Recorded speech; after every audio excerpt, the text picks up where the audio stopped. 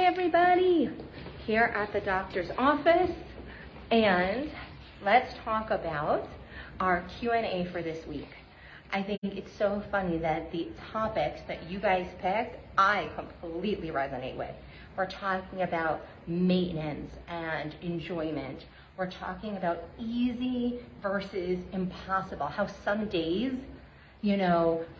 making great choices feels super easy, and other days doing the exact same behavior feels impossible. Today, for example, running my daughter with a broken arm to come get her cast here, and having hot pizza in the car, and doing the grocery shopping, and not having had lunch yet at 1 o'clock, makes it harder to say no to gross pizza that I wouldn't ever want. I'm like a pizza connoisseur. It has to be amazing pizza, and I love pizza. So I think your questions this week are exactly right on the bat, and I'm really excited to jump in and get to them. So we have urgency first, without being obsessed. I really want to lose weight. I really want this to be a focus. But I also don't want to be obsessed. I don't want to lose my Shabbos experience. I don't want to be unhappy and be making myself unhappy versus making a sense of urgency. How do we go through the difference? So let's start with, I think, easy versus impossible. Easy versus impossible. When it's so easy to get up and eat the yogurt and berries for breakfast and have a smoothie, versus when it feels impossible not to eat the French toast and bagel with cream cheese and smoked salmon and load it up. And I think this comes from all or nothing thinking. Well, either it's easy or it's impossible. And that dichotomy is untrue. It's untrue. It's not true that sometimes things are easy and sometimes they're impossible. The thing is equally easy at all times.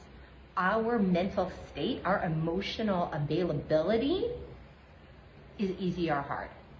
And one of my favorite things that Deepak Chopra said in his book, and that I studied when I went to integrative nutrition school, and that Alana Molstein in the 2B Mindset also focuses on, and something that I've come to see and coach my clients through, is creating a matrix for your life, I like to call it.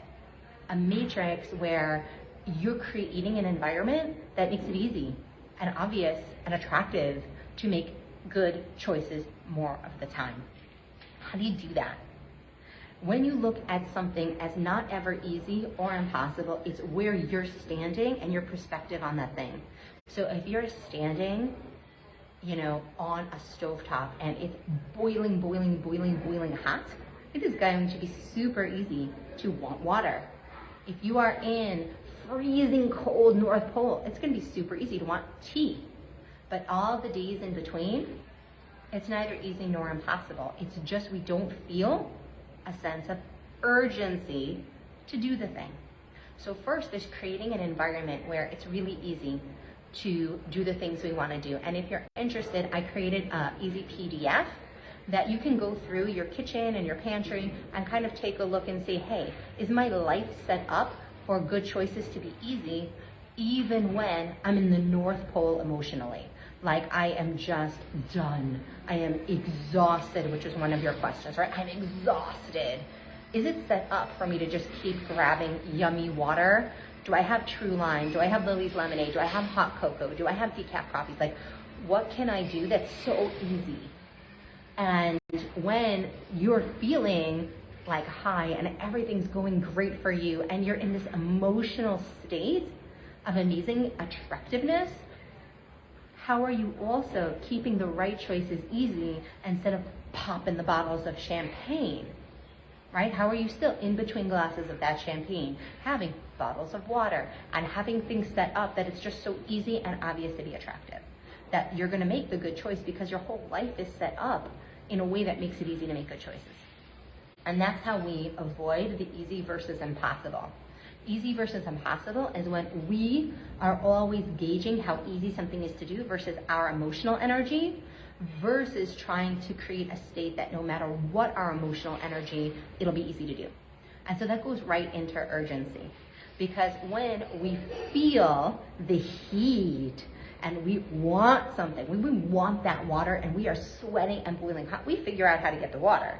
You feel a sense of urgency, but you don't feel obsessed. The scale has so much emotional baggage that the second we start to feel urgent to get the number down, it turns into a negative spiral of obsessive thinking. But if you apply it to when those laundry baskets are heaping full in your house and you feel a sense of urgency to do a few loads of laundry, you also don't get obsessed necessarily with berating yourself for how messy your linen closet is or how, the closet in your bedroom is. It might annoy you. You might take notice of it, but you're not going to feel this whole negative cycle of obsessive thinking about it.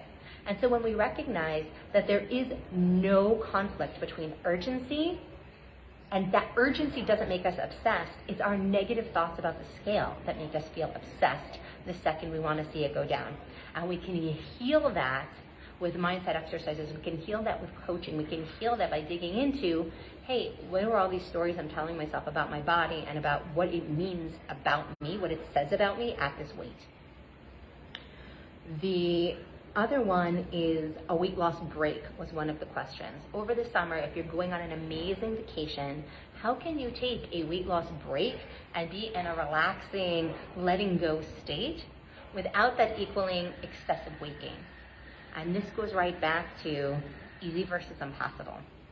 Creating a matrix around that vacation that makes it so easy and obvious that you're going to be drinking water throughout the day, that you're going to order, maybe fill up your water bottle before you have that gelato in Italy, that if you're having pasta, you're ordering 3 salads for the table, and then you're having some pasta on a plate and sharing all the high-fat, high-calorie specialty foods, onto a small plate. And one of the best things about restaurants is that they still give 7 to 9 inch plates for tasting when people are sharing, versus the huge plates and platters that they give when you buy an order for yourself. So it's a really great way to kind of get into that sharing mindset and order a ton of vegetable side dishes so that you're keeping the matrix of your life in a positive state for ideal health and weight. Because we care about our weight because we know that it does have a huge influence on our spectrum of health and the amount of amazing opportunities that we will have to take care of ourselves, to get proper medication, to get proper therapies, to get proper effect from physical therapy and occupational therapy when we need them. When we get older, how much medication we're going to be taking is hugely impacted by our weight, our blood sugar, our nutrition, which all comes down to our nutrition. And so this really matters more than just aesthetically. It matters to your longevity. It matters to the quality and quantity of your life.